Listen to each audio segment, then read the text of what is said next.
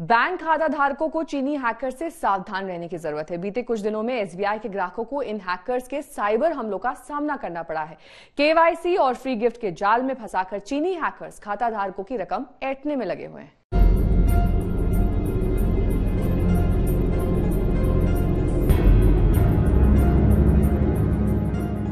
Bank ग्राहकों को चीनी हैकर्स केवाईसी के बहाने टारगेट कर रहे हैं। चीनी हैकर्स फिशिंग स्कैम के साथ बैंक ग्राहकों को केवाईसी अपडेट करने का लिंक भेज रहे हैं। साथ ही व्हाट्सएप मैसेज की मदद से 50 लाख रुपए के फ्री गिफ्ट्स का झांसा देकर भी चीनी हैकर्स बैंक ग्राहकों को ठगने की फिराक में है। इस बात का खुलासा think tank Cyber Peace Foundation ने किया है। फाउंडेशन की रिसर्च विंग ने ऑटोबोट इन्फोसेक प्राइवेट लिमिटेड के साथ मिलकर एसबीआई के नाम पर हुई 2 ऐसी घटनाओं की स्टडी के बाद ये दावा किया है।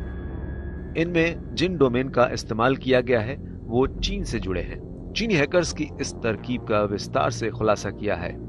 ठगी के इस तरीके में हैकर्स ने ग्राहक को केवाईसी वेरिफिकेशन के लिंक के साथ टेक्स्ट मैसेज किया। जब लिंक को ओपन किया गया तब लैंडिंग पेज ऑफिशियल एसबीआई की तरह ही खुला। इसमें केवाईसी डिटेल को पूरा करने के लिए कंटिन्यू टू लॉगिन बटन दिया गया है। यह ऑफिशियल वेबसाइट की तरह ग्राहक से बैंकिंग लॉगिन के लिए यूजर नेम और पासवर्ड जैसी कॉन्फिडेंशियल डिटेल के साथ कैप्चा भी मांगता है। इसके बाद यूजर के मोबाइल नंबर पर आए ओटीपी के लिए पूछता है। यहाँ जैसे ही ओटीपी दर्ज करते हैं यूजर को दूसरे पेज पर रीडायरेक्ट करता है। यहाँ यूजर को अकाउंट नंबर, मोबाइल नंबर, जन्म तिथि जैसी कुछ गोपनीय जानकारी फिर से दर्ज करने के लिए कहा जाता है। सारा डेटा देने के बाद यूजर को एक बार फिर ओटीपी डालने को कहता है। इन सारी प्रक्रिया को ग्राहक एसबीआई का ऑफिशियल कम्युनिकेशन समझकर पूरा करते हैं और प्रक्रिया पूरा होने तक उनका खाता हैकर्स के कब्जे में जा चुका होता है। दूसरे केस में एसबीआई के ग्राहकों को उनके व्हाट्सएप पर फ्री गिफ्ट देने का मैसेज किया जा रहा है। इसके लिए उन्हें मैसेज में एक लिंक भी भेजा जा रहा है। इस लिंक को ओपन करते ही एसबीआई की तरफ से ग्राहक को बधाई दी जाती है। इसके बाद उसे 50 लाख रुपए के फ्री गिफ्ट लेने के लिए एक क्विक सर्वे में हिस्सा लेने के लिए कहा जाता है। पेज पर नीचे की तरफ एक कमेंट बॉक्स भी दिखाया गया जहां फेसबुक यूजर्स ने कमेंट किए हैं। इन कमेंट्स में ऑफर के फायदे बताए गए हैं।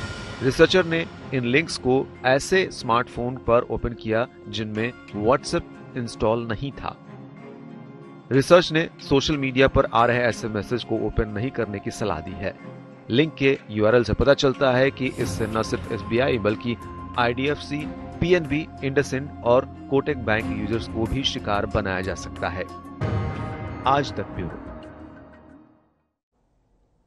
नई ई कॉमर्स पॉलिसी को लेकर एमएसएमई सेक्टर की चिंताएं लगातार बढ़ रही हैं। छोटे और मझोले उद्योगों के लिए ई कॉमर्स पॉलिसी कारोबार को बढ़ाने का बड़ा जरिया है। एमएसएमई को डर है कि ई कॉमर्स कंपनियों के कामकाज में किसी तरह की रोक लगने पर उनका कारोबार सुस्त हो सकता है। कोरोना के कहर में कई सेक्टर्स औंधे मुंह लुढ़क गए हैं, वहीं कुछ अब वापसी की राह पर भी हैं। कई ऐसे सेक्टर्स भी हैं जो सप्लाई चेन में आई रुकावट और अनिश्चित हालात से मुश्किल में हैं। इनमें मैन्युफैक्चरिंग और सर्विसेज सेक्टर सबसे ज्यादा दिक्कतों में है। The transformation of the last decade is today overshadowed, unfortunately, by the impact of the COVID-19 pandemic. It has disrupted our supply chains, negatively impacted manufacturing, made international trade unpredictable, and ruined many services sectors. Globalized production networks remain vulnerable and fragile. इन चुनौतियों का सामना करने को मजबूर manufacturing sector के लिए अब नई ई कॉमर्स पॉलिसी बड़ी समस्या बन सकती है। दरअसल एमएसएमई सेक्टर के छोटे मझोले कारोबारियों का कहना है कि ई कॉमर्स प्लेटफॉर्म के माध्यम से वो देश भर में अपने सामानों की बिक्री कर सकते हैं। नए नियम से ई कॉमर्स प्लेटफॉर्म के कारोबार पर असर होने की हालात में उनको सीधे नुकसान की आशंका है। हमारी मांग है कि ये जो फ्लैश सेल्स करते हैं, हैवी डिस्काउंट्स देते हैं, इससे हमारा नुकसान होता है। एमएसएमई ये कहते हैं गांव में और ये छोटे छोटे उनके लिए कुछ करते हैं, ये सब ढकोसला है। ई कॉमर्स होना चाहिए, उससे हमें कोई दिक्कत नहीं है, पर जिस तरह से ये हैवी डिस्काउंट्स देते हैं, फ्लैश सेल्स करते हैं और करते हैं, इससे उल्टा एमएसएमईज को नुकसान होता है। इन कंपनियों के मुताबिक गांव और शहरों में सैकड़ों ऐसे छोटे उद्यमी और कारोबारी हैं जो पूंजी के अभाव में अपने प्रोडक्ट्स की मार्केटिंग करने या अपनी दुकान शुरू करने के लिए ई कॉमर्स के भरोसे हैं। ई कॉमर्स प्लेटफॉर्म की वजह से गांव के बुनकर, हस्तशिल्प निर्माता और छोटे कारोबारी अच्छी कमाई कर रहे हैं। इन छोटे कारोबारियों को ई कॉमर्स के बढ़ते असर से आगे भी फायदा मिलने की उम्मीद है। 2025 तक ई कॉमर्स कारोबार बढ़कर 188 अरब डॉलर का हो जाने का अनुमान है। 2020 में ई कॉमर्स कारोबार 64 अरब डॉलर था।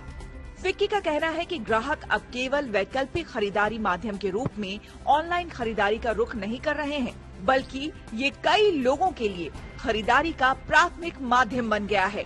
आज तक ब्यूरो।